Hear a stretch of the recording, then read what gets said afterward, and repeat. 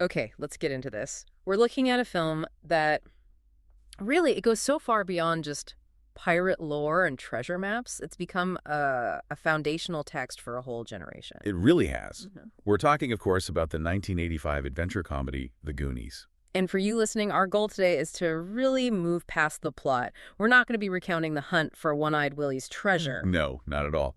Instead, we want to focus on the real-world context, the massive production challenges, and most importantly, the cultural influence and the legacy of this film. We need to understand why. Why this story about a group of kids trying to save their homes in Astoria, Oregon, became such a permanent fixture in pop culture. Right, almost 40 years later, it's still so emotionally charged for so many people. We've gone through all the source material, everything from stage design details to the decades-long saga of sequel attempts. So if you've ever wondered how they stitched together a real neighborhood, a beach that was miles away, and a massive Hollywood soundstage, Or why the cast's connection still feels so real after all this time. you're about to get the full story. This is our look into the lasting gold of the Goonies. When you look at the DNA of this film, you see the pedigree of 1980s blockbusters. It wasn't just a kids' movie. Not at all. It was a high-concept commercial product, and it had some of the biggest names in the business behind it. It was a true product of its time, wasn't it? The Amblin era, specifically. Absolutely. The whole film was the result of this creative trio that basically defined the adventure formula for the decade. You had Richard Donner, who's famous for Superman, directing. And then, of course, Steven Spielberg, he came up with the story and was a very hands-on producer. He was, through Amblin Entertainment. And then you had Chris Columbus, who was fresh off writing Gremlins, handling the screenplay. That sounds like it could have been a case of, too many cooks in the kitchen. But instead, it created this result that was somehow both polished and anarchic. That's the key, that dynamic tension. Sean Astin, who played Mikey, actually gave some great insight on this. What did he say? He said that Donner and Spielberg worked so closely on set that the cast saw them as like co-directors. So Spielberg was handling the big picture stuff, the vision, the emotion. Exactly, the overall pacing and the emotional beats. Meanwhile, Donner, who was in the director's chair every day, was the one managing the incredibly complex logistics and getting those raw, authentic performances from a very large, very young cast. That Amblin style is just unmistakable, isn't it? The high production value, the huge stakes, that sense of wonder mixed with real-world danger. It is. But before they could even get to the booby traps and the pirate ship, they had to establish the world. And that world was surprisingly authentic, but logistically, it was a real geographical patchwork. That's a perfect way to put it. A geographical Frankenstein monster that somehow became iconic.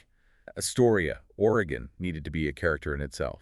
The Goon Docks. The Goon Docks, right. Seeped in this local history with the threat of foreclosure looming over everything, and the production was meticulous about establishing that setting. Can you give us some of the specific locations? Because that level of detail in the scouting tells you a lot about their commitment. Definitely.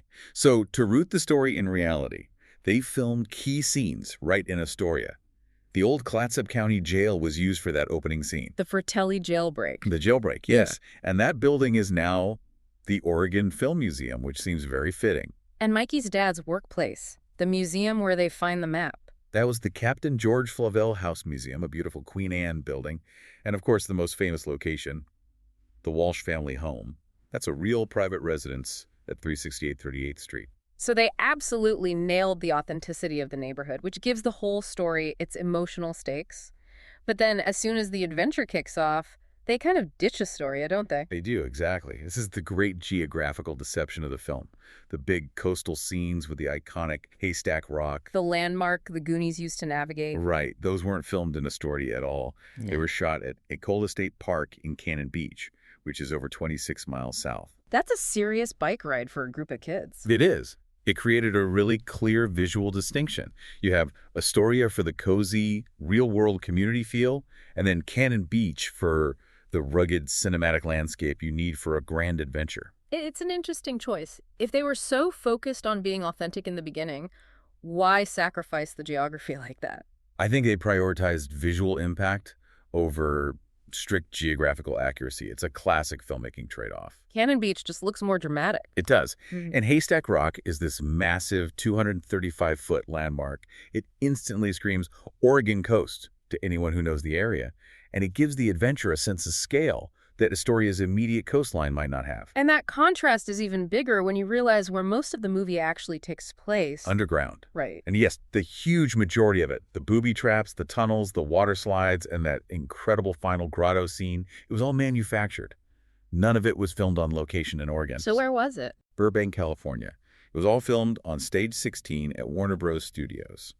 And this wasn't just any soundstage. It was one of the largest in the entire country at the time. You needed that space to house those enormous sets. So it's a true fusion of environments, a real house in Astoria, a beach 26 miles away, and then one of the biggest, most controlled environments in Hollywood. And that's where the genius of the production design, led by J. Michael Riva, really comes in. They had to use very specific techniques to mimic a natural environment. Like what? Well, Stage 16 let them build these huge interlocking cave systems that could be constantly wet and dark. They could control the light and the water flow with total precision, which would be impossible in a real cave. And they use things like forced perspective, I imagine. Forced perspective, subtle matte paintings, and incredibly realistic rock formations made from plaster and fiberglass. The goal was to make the audience forget they were hundreds of miles away from the Oregon coast. And just to close the loop on all the locations, they even moved for the final sequence. They did. The very last scene, where they emerge from the cave-in onto the beach and see the inferno sailing away, that was shot even further south. Where was that? At Goat Rock State Beach in Sonoma County, California. This huge scale going from Astoria to Burbank to Sonoma required 5 months of principal photography plus an extra 6 weeks just for audio dubbing. A massive commitment for a film starring children. Speaking of which, Richard Donner had this Herculean task of wrangling 7 incredibly energetic kids, often in these dark, wet, stressful studio environments. It sounds less like directing and more like crowd control. He talked about that a lot. He said the experience was rewarding, but just filled with difficulties. He praised their energy, called them unruly, but he knew that was exactly what the film needed. And he became known for his methods, which were sometimes manipulative to get those authentic performances. And the most famous, most brilliant example of that is the grand reveal of One-Eyed Willie's pirate ship, the Inferno. This anecdote has become part of the film's legend. It has, because it shows Donner's commitment to spontaneity. The ship wasn't a miniature or a partial set. It was a full-sized, 3-masted replica designed by J. Michael Riva, built entirely on Stage 16. And Donner explicitly banned the actors from seeing it. Completely. He restricted all the main actors from seeing the ship, even during construction, until the exact moment they were filming the scene where their characters discover it for the first time. He wanted to capture that genuine, unadulterated awe, a reaction you could never get by just asking them to act surprised. That was the idea. But the great irony is that it worked too well. What happened? According to production notes, the first take of that scene, the one that was supposed to be the ultimate emotional shot, was completely unusable. Because they were too overwhelmed. Totally. They were cheering, crying, shouting out of character. They ruined the sound and the continuity. So the incredible scene you see in the final movie is actually the second take, after they had calmed down a bit. That just emphasizes the scale of that set and what an impact it had. It does. And yet after all that effort, after building this massive full-size ship and flooding the soundstage, they just scrapped it.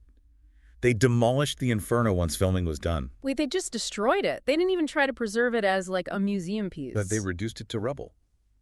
J. Michael Riva explained later that it was just too big, too complex, and too expensive to store or transport.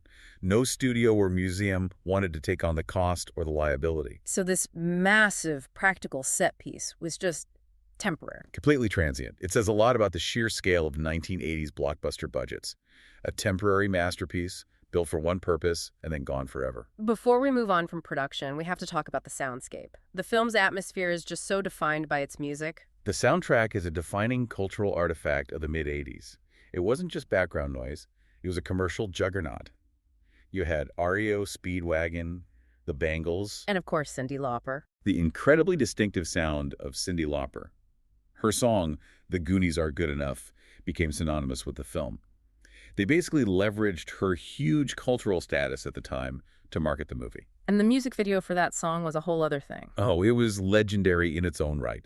It wasn't just a promo clip. It was a 12-minute theatrical spectacle that bridged the film world with the rising world of professional wrestling. That's such a unique crossover. Almost the whole cast was in it, right? Almost everyone except for Kerry Green, yeah. Mhm. And then you had these massive wrestling stars. Who were they? You had Andre the Giant, Ratty Roddy Piper, the Iron Sheik, Huh. Nikolai Volkov, Uh-huh. and Captain Lou Albano, who was already tied to Lauper from her Girls Just Want to Have Fun video. It was this perfect marketing synergy. Film, pop music, and pro sports. It cemented the movie's place in that emerging MTV culture. And it made sure it wasn't just a movie for kids, but a major pop culture event. They even got a cameo from Spielberg in the video. So the soundtrack was pure 80s pop genius. But then there's the instrumental score by Dave Grusin, which had this quiet but powerful influence for decades. Grusin's score is arguably more important to film history than the Lauper single. His main theme, Fratelli Chase, is this pulsing, propulsive piece of action music. And it was used everywhere. Everywhere. It was so effective that it was licensed heavily and became a standard for movie trailers for years after. It basically became the audio shorthand for a youthful action caper. Right. You hear it in trailers for films like Inner Space and Scrooged. Exactly. But here's the crazy commercial irony. Despite that theme influencing countless movie trailers, the original score itself wasn't available to the public for 25 years. A quarter of a century. Why? It's a common issue from that era. The studio prioritized the marketable pop album over the orchestral score. Grusin's score only got a limited CD release in 2010. So for 25 years, fans just had to listen to it in trailers. Right, and that fact alone speaks to the lasting, almost subliminal sonic legacy of the film. Okay, we've covered the huge logistics of the production. Let's turn now to the actors. Because the reason this film resonated wasn't just the traps and the treasure, it was the ensemble of kids. They were the heart and soul of it. This cast really managed to redefine the 80s child star formula by creating these very specific archetypal characters. You start with Sean Astin as Mikey Walsh, the asthmatic leader who carries the emotional weight of the whole thing. And then Josh Brolin in his film debut as the older brother, Brand. And the supporting Goonies brought so much of the color and the comedy. Absolutely. You had Corey Feldman as Mouth, Ke Huy Quan, fresh off Temple of Doom, as Data with all his gadgets. And the girls were just as essential, providing that necessary grounding. Martha Plimpton as the sardonic Steph, and Carrie Green, also in her film debut, as Andy. It's fascinating to see how their careers branched out.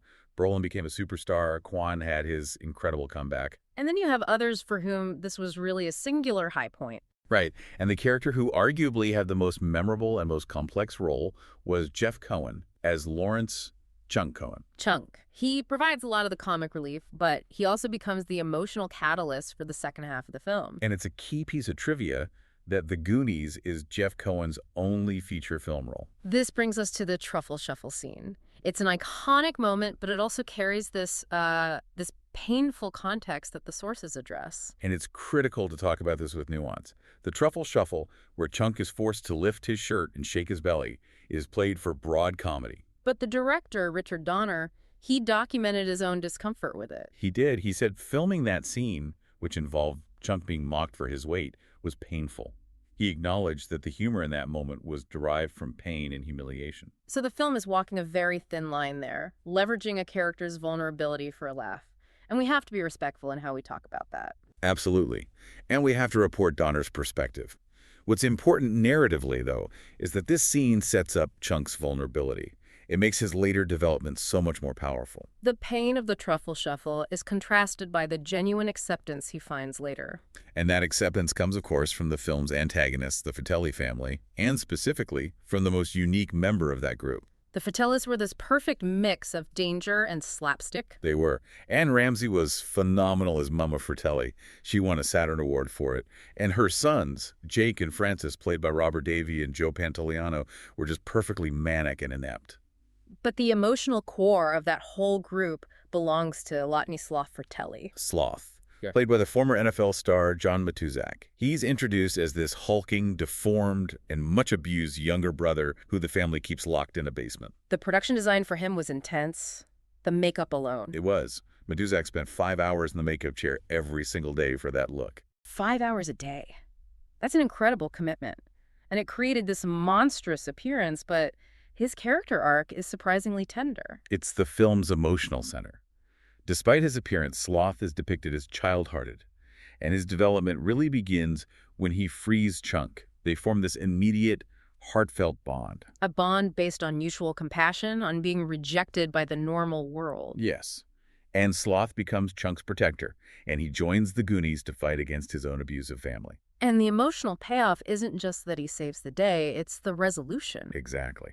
The ending confirms his redemption. The Goonies prevent his arrest, and then Chunk famously invites him to come live with his family. And Sloth accepts.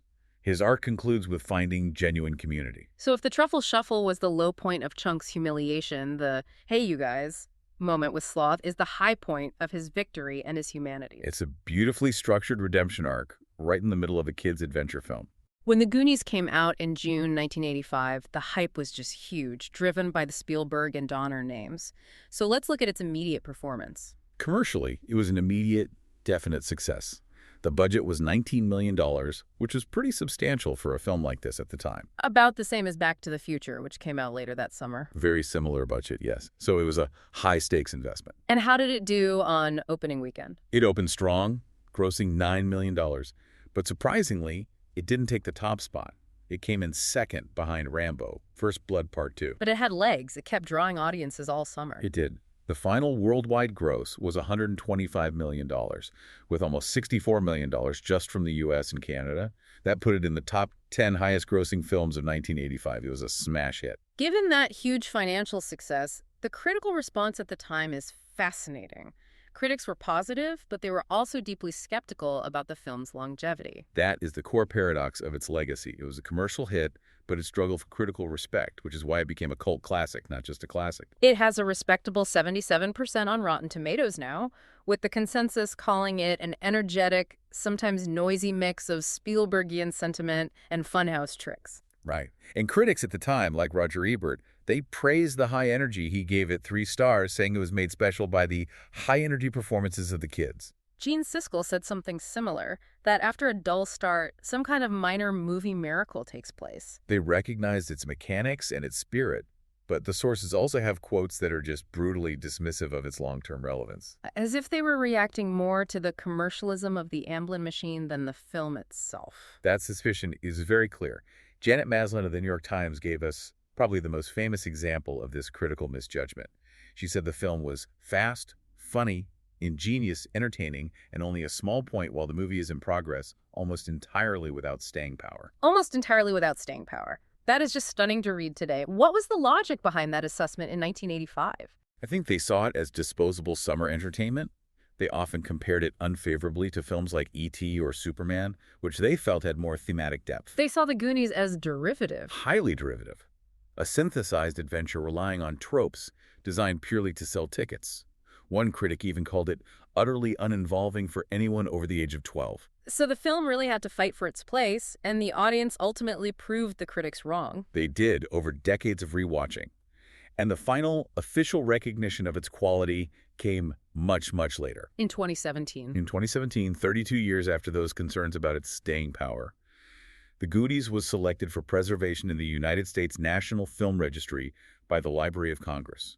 Which means it's deemed culturally, historically, or aesthetically significant. And that inclusion officially validates its immense legacy.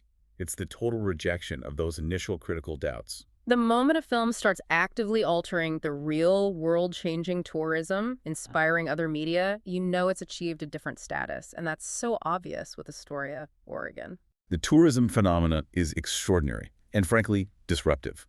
Astoria has fully embraced its cinematic identity. They host these huge anniversary events that draw 10 to 15,000 visitors. For a small coastal city, that's a massive influx. It's no longer just a city, it's a pilgrimage site. It is, and often to the detriment of the actual residents. The Walsh family home, that private residence, became the epicenter of the fandom. And the numbers were just staggering. During the summer of the 30th anniversary, the home was getting an estimated 1,200 to 1,500 visitors a day. A day. 1,500 people visiting a private residence daily. That's unsustainable. Completely. It led to severe congestion, trash, constant disruption. Eventually, the homeowners in the city had to intervene and restrict public access. It's a painful but powerful testament to the film's grip on the public imagination. It is. And beyond the physical locations, the movie's intellectual property immediately translated into new media. The video games. Immediately. Datasoft made a game in '85 for the Commodore 64 and Atari. And it was notable because it faithfully adapted puzzles from the film, including a reference to the infamous octopus scene. Ah, the octopus scene. cut from the theatrical release, but still part of the fan lore? Exactly. The fact that cut content ended up in the video game shows how they were leveraging every scrap of material. But then came the American sequel game, The Goonies the Second, for the NES. And this is where the IP starts to diverge entirely from the plot. It's a perfect case study. The Goonies the Second mostly ignored the film's narrative. The premise was that Mikey had to rescue the other Goonies, who'd been kidnapped by the Fratellas. But the game gets really weird by throwing in a brand new character. It does. The goal was pure gameplay, not fidelity. So along with rescuing his friends, Mikey also had to rescue a mermaid named Annie. A mermaid? A kidnapped mermaid, completely disconnected from pirates or foreclosure. It just shows how flexible the characters have become. You can drop them into any adventure scenario. And that IP legacy continues into the modern era. It does. In 2007, Jeep sponsored an online game. And in 2017, it got the ultimate modern recognition with a LEGO Dimensions level pack. Which is huge. LEGO only targets properties with massive multi-generational appeal. It confirms its status as a cult classic. The pack even included a Sloth minifigure and a bonus level told from the perspective of Sloth and Chunk. Which shows they remain the most beloved pairing. I think so. And beyond games, there have been decades of attempts to adapt it into other formats, comics, a Broadway musical. Richard Donner was pushing for the musical for years, wasn't he? He was heavily involved. And there was even a meta TV concept about film students creating a shot-for-shot remake of The Goonies. Which speaks volumes about its cultural saturation. It does. But maybe the most prestigious sign of its ongoing influence is its direct connection to Lucasfilm and the Star Wars universe. That's right. The 2024 series, Star Wars, Skeleton Crew. Officially acknowledged. Lucasfilm President Kathleen Kennedy confirmed it was explicitly inspired by the Goonies. The director, John Watts, told her he wanted to do a sort of Goonies in Star Wars. That simple idea, unsupervised kids on a high-stakes adventure, has become a foundational template. It's a genre unto itself. If the legacy is defined by tourism and influence, then the saga of the Goonies 2 is defined by this decades-long clash between fervent market demand and immense creative difficulty. It's a story of will they or won't they that spans almost 40 years. And it shows the pressure Hollywood is under to recapture that original magic, even when the original elements like youth can never be replicated. The initial roadblocks were creative, right? And actor commitment. As far back as 2004, Richard Donner said they had tried to develop a sequel, but the scripts they got just didn't seem to call for it. The story wasn't right. And by 2006, he was expressing doubt that the actors would even return. He was. But the public rumors just kept the idea alive, which led to these wild fluctuations in reporting from the cast themselves. Like Sean Astin in 2007 saying it was an absolute certainty. Right, pointing to the ongoing DVD sales as proof of demand. But then a year later, Corey Feldman posted on his blog, "No, there is no Goonies 2. I'm sorry, but it's just not going to happen." This internal confusion really highlights the public expectation. It does. And Donner just couldn't seem to let the idea die. In 2010, he said it was a definite thing. In 2014, he again said a sequel was in the works, but nothing ever materialized. It sounds like they kept hitting the same wall. They loved the characters, but they couldn't find a story that lived up to the original. Steven Spielberg said it perfectly during the 2020 cast reunion. He admitted that he, Donner, and Columbus have had a lot of conversations. Every couple of years we come up with an idea, but then it doesn't hold water. The problem wasn't money. It was finding a story that felt necessary. Exactly, not just a contractual obligation. And in 2021, Corey Feldman reported that the chances were effectively dead because the cast wouldn't do it without Donner. It really seemed like the window had finally closed. And yet, we have crucial new information from 2025 that suggests the momentum finally paid off. Yes. After decades of false starts, there is a firm official confirmation. On February 14th, 2025, The Goonies 2 was officially announced as being in the works. With a writer attached and Spielberg and Columbus producing. That's right. It moves the project from perpetual rumor to official development. And that confirmation lands right after a very public event that proves the emotional engine of the film, that authentic bond between the cast, is still very much alive. The cast bonds are arguably the most powerful legacy. We saw it in the 2020 virtual reunion organized by Josh Gad, which was a huge fundraiser. They followed that up with a live script reading for another charity. They did. That raised over $130,000 for No Kid Hungry. These aren't just nostalgic photo ops, it's friends coming together for a common cause. And the most recent reunion was just weeks before the sequel announcement. In February 2025, several of them, Josh Brolin, Corey Feldman, Jeff Cohen, They all reunited to celebrate Ke Huy Quan getting his star on the Hollywood Walk of Fame. It was a beautiful moment of shared history. It was. And Kwan's reflections on reuniting with Sean Astin for later film Love Hurts just encapsulates the power of that original connection. What did he say? He said when Astin arrived on set, he dropped everything and ran to give him a big hug. He said they are brothers for life because of that movie. And he described shooting a scene with him. Yes, he said he felt transported back to 1985. All the cameras and everyone around us disappeared. It was just me and him. I was that kid again. That quote perfectly illustrates why this movie remains so significant. Yeah. It's not about special effects. It's about the genuine, lasting connection between the cast that reaffirms the film's central theme of friendship. So as we wrap up our look at the Goonies, it's clear the real treasure wasn't the gold on the Inferno. Its enduring success wasn't just financial, though it was very successful. The true legacy is cultural. It's cultural, absolutely. It's preserved in the National Film Registry. It's influencing directors making Star Wars shows. And most importantly, it created this lifelong connection among its cast that we still see today. It remains the gold standard for children's adventure films because it was based on something real. On genuine connection and authentic, youthful chaos. And that brings us to one final thought about a subtle detail that's often overlooked. The whole adventure started because of foreclosure, the need to save the Goon Docks. They find the treasure, but in the final scene, the authority seize almost all of it. The actual jewels that save the Walsh family home, the ones that rip up the foreclosure papers, they weren't found by Mikey or Data. They were discovered by the housekeeper, Rosalita, who found them by accident in Mikey's marble bag. What does that subtle choice suggest about the role of chance, the power of a community's most overlooked members, and the idea that the things we cherish most are often preserved not by grand adventures, but by the small, overlooked details? Something to ponder long after the Inferno sails into the sunset. Thanks for listening.